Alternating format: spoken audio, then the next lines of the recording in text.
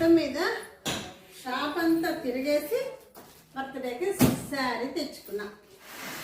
అయినా నేను వెళ్ళి తెచ్చుకోవడం మంచిదైంది. అదే మగవాళ్ళతో వెళ్ళామనుకో బేరం ఆంటి వరకు ఏం లేదు, చెప్పిన రేటు కొనాల్సి వస్తుంది.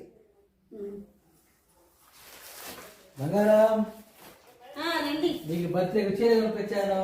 అవునా? అరే ఒక్క మాట చెప్పలేదేంటి? నేను కూడా వెళ్ళి ఒక శారీ తెచ్చుకున్నాను. నేను సర్ప్రైజ్ చేద్దామని తప్పకుండా కొనుకొచ్చా. అవునా? ఇంతకు ఎంత శారీ? 1000 రూపాయలే. 1000 రూపాయలా? ఇది కూడా 1000 రూపాయలే. కానీ ఎంత చెప్పాడు? 1000 చెప్పాడు, 1000 తీసుకొచ్చా.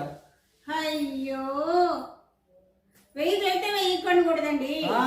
ఎప్పుడు కూడా వాళ్ళు చెప్పిన రేట్లో సగానికి అడగాలి.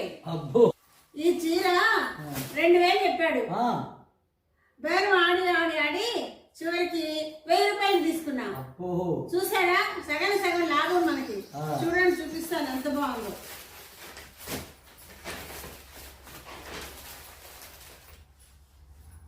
బాగుంది. మీరు గ్రీన్ బాగుంటుంది అంటారు కదా ఎప్పుడు. అవును, అందుకే.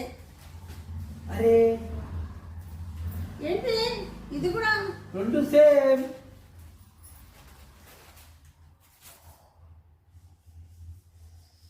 రెండు ఒకటే కలర్, ఒకటే డిజైన్, ఒకటే క్లాత్.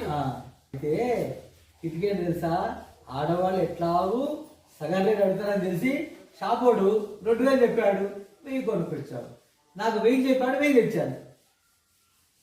ఆడవాళ్ళు వెళ్తే డబ్బులు చెప్తారా?